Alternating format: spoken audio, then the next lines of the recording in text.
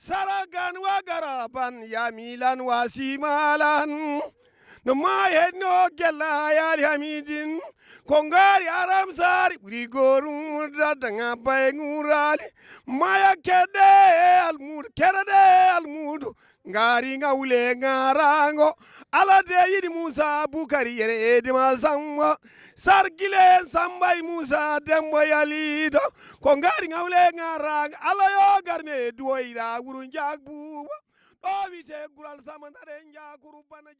Ce bateau, comme j'ai l'habitude de le présenter, c'est celui qui s'appelle le Bou El Mogdad, l'unique bateau au Sénégal depuis les années 1950. Il était sur commande des messageries du Sénégal qui géraient le trafic fluvial et maritime. Finalement, le bateau a eu à être amarré au sud de Saint-Louis à l'hydrobase à partir des années 70. Et comme il ne servait plus à rien, également un certain Georges Consol s'est intéressé et l'avait racheté donc des mains de la compagnie des messageries du Sénégal, retourné en France. Et ce bateau donc va servir de bateau SOS d'abord dans les années qui ont précédé, qui ont succédé la sécheresse au Sénégal, les années 75 à 80. Les ONG voulant venir au secours des populations qui souffraient de la sécheresse et aussi de la désertification. Il y avait le programme alimentaire mondial, l'UNESCO, l'UNICEF qui l'avait affrété pour venir au secours en amenant des vivres de soudure en attendant le retour de la pluie. Et donc c'est là qu'il a fait 10 ans sur ce fleuve encore jusqu'en 80. Georges Consol qui l'avait racheté avait tenté un tourisme de chasse et aussi un tourisme normal sur ce fleuve, mais avec donc le refus de la chasse qui était son activité principale, on a eu à mettre fin à son programme. Mieux encore, il était menacé par ce barrage que vous traversez présentement. Il pensait qu'il n'aurait pas eu le chenal pour aller faire restaurer son bateau au chantier naval de Dakar. Donc il a quitté en 82, se faisant ouvrir difficilement la travée mobile du pont Faidherbe. Il est parti pour un carénage au chantier naval de Dakar, d'où il a transformé le bateau en bateau de croisière. Il va se retrancher entre Foundiougne, les îles du Saloum frontalières avec la Gambie. Ensuite, 10 ans encore, il recevait également les clients de Fram. Il y a eu également Jet Tour, Eldorado, Nouvelle Frontière, et nous aussi on l'a connu. Et c'était également entre Differ et les îles intérieures du Saloum. C'est alors que vers les années 90, il a tenté de faire une nouvelle découverte en contournant d'abord la Gambie, la Casamance, la Guinée-Bissau, la Guinée-Conakry pour une croisière en Sierra Leone à cause de ces chutes d'eau. C'est fait aussi ces festivités et un très haut culte africain, mais il a fallu un an. C'était en 91 que la guerre civile a explosé en Sierra Leone. Donc le bateau était pris pour cible, comme il arborait un pavillon d'origine sénégalaise. Également, les rebelles ont vidé tout ce qu'ils pouvaient trouver ici. Georges Consol, menacé avec son équipage, va maintenant se procurer, même si ses cuves étaient vidées, il avait donc trouvé du fioul pour remplir ses cuves et rebattre la retraite jusqu'en Guinée-Conakry pour un carénage. Va tenter une croisière également dans les îles Bidiagos en face de la Guinée-Bissau, mais en fin de compte, il a terminé par revenir au point de départ, les îles du Saloum, à Foundiougne. Il va naviguer encore pendant à peu près une bonne dizaine d'années, qu'en 2005, l'âge peut-être, Georges Consol avait, disons, il n'avait plus également envie de continuer avec ce bateau. Comme le père de Jean-Jacques Bancal était son ami, l'actuel directeur de la compagnie du fleuve qui est à Saint-Louis, Jean-Jacques le prenait pour un oncle en quelque sorte. Chaque fois, il l'appelait pour lui souhaiter joyeux anniversaire. Finalement, Jean-Jacques, quand il avait ouvert son agence de voyage Sahel Découverte, Georges Consol lui a proposé la vente du bateau. Il a fallu regrouper quelques amis et le bateau a été racheté en 2005 pour être maintenant recaréné à Dakar et ramené à l'hydrobase. Mais le problème crucial, c'était l'ouverture du pont qui, depuis 1982, n'a pas tourné jusqu'en 2005. On a retrouvé par également enquête au Sénégal 2 ingénieurs et en France aussi 2 ingénieurs qui travaillaient sur ce pont-là pendant qu'il l'ouvrait facilement. Et donc, on l'a ouvert le 16 octobre 2005. Vous voyez ? Mais c'était une ouverture tumultueuse parce que les gens craignaient que l'île de Saint-Louis fût également prise en otage avec la non-refermeture du pont. Vous voyez?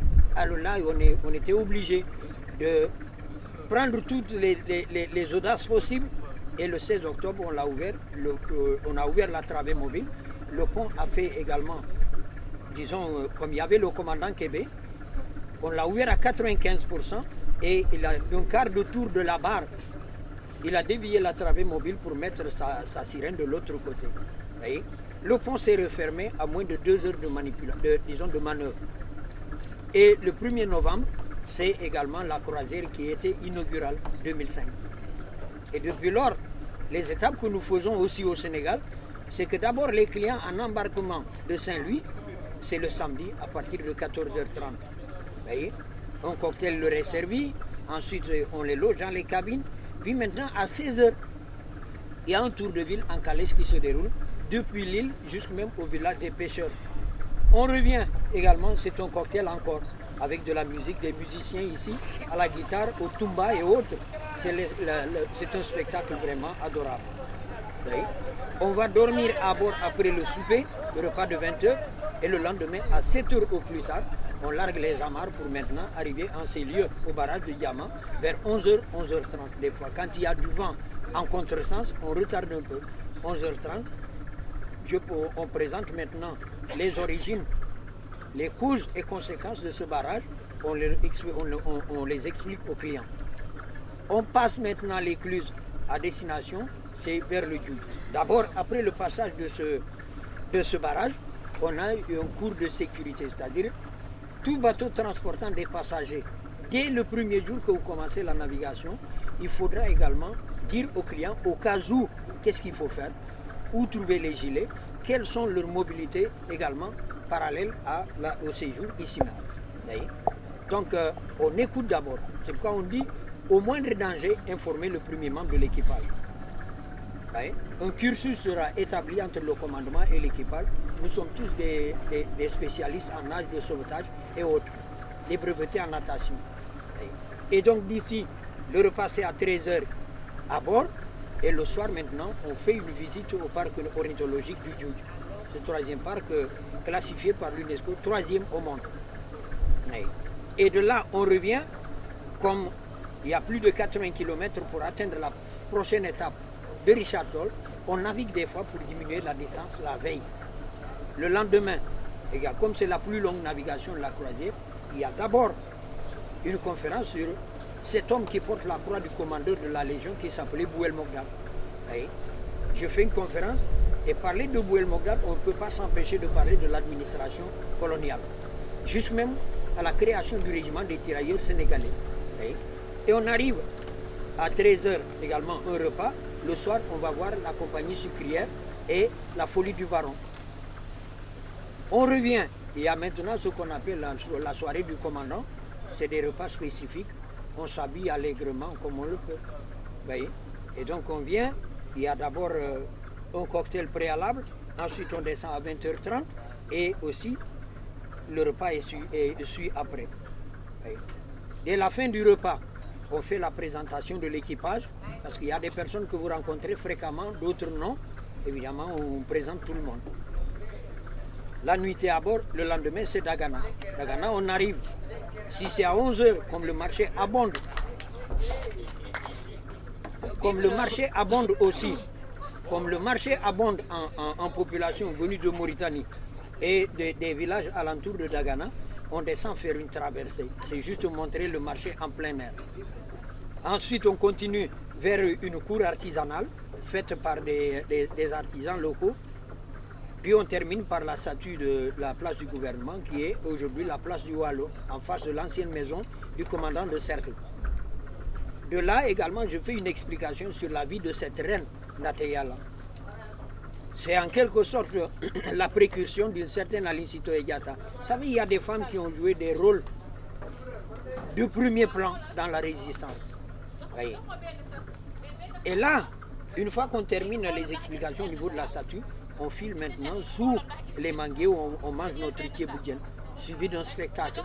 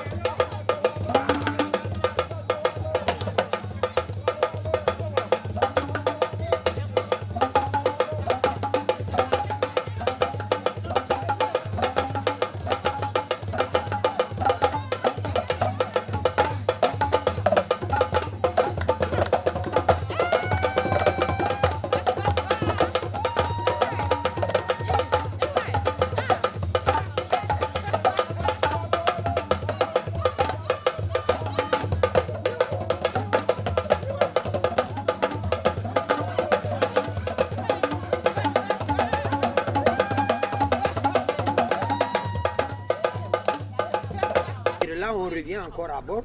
16h30, on sort maintenant pour l'arrêt. Un arrêt au niveau des quais historiques de Dagana, c'est le port, les comptoirs. On va voir des teinturiers qui font du batik. On revient par la première école qui s'appelait l'école régionale Amadou Bassal. Puis ça pourrait être une autre. En cas d'indisponibilité des professeurs, je change d'école. On revient maintenant de l'école et aussi on termine par le fort qui a été construit par le gouverneur de l'époque en 1817. On parle d'André Bru, mais je crois que ce n'était pas André Bru. Je crois que c'était un des frères d'un roi de France qui l'avait construit. Mais André Bru, si on regarde même au niveau de l'UNESCO, sa date de mort, je crois que c'était Pierre Barthélemy David. Vous voyez? Parce qu'André Bru était mort, je crois, en pleine Révolution française. Vous voyez? Et alors là, on revient à bord, repas. Le lendemain, on a maintenant la visite à la traversée de la forêt d'Acacia de Goumel, où à défaut, si les cuvettes sont remplies, surtout les premières croisières d'octobre, on passe maintenant par la piste en calèche. On visite ce village de nomades.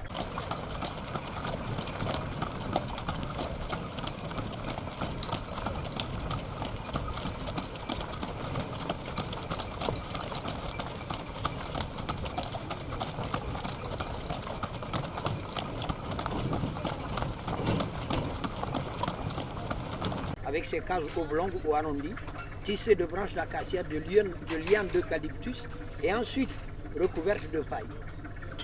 Ils sont là-bas saisonnièrement, passent la plus grosse partie de l'année ailleurs, parce qu'également dans la vallée, non seulement la pluie, les inondations, on a aussi l'assèchement, parce que dans la vallée, ça ne peut pas accueillir tous les troupeaux alentour de Dagana.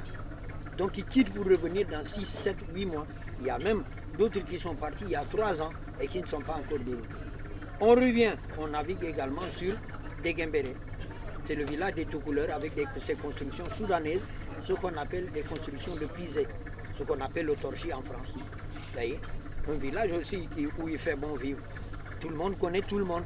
Vous avez également leur école qui a été initiée par la Compagnie du Fleuve, mais aujourd'hui, moyennant quand même une aide d'ONG, de donateurs, l'école aujourd'hui, c'est vraiment encourageant. D'abord une initiative des paysans qui se termine par des aides étrangères. Et là, dès qu'on revient le soir, on revient à bord du bateau parce que la plupart, tout le temps, on est au milieu du fleuve.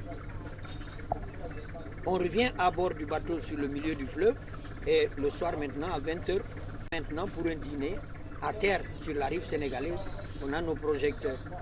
On illumine la place avec des tables et des chaises et évidemment c'est le méchoui. Le méchoui de mouton et couscous. Puis maintenant il y a de la percussion parce qu'on nous invite à danser au wango ou au yela, la danse peul.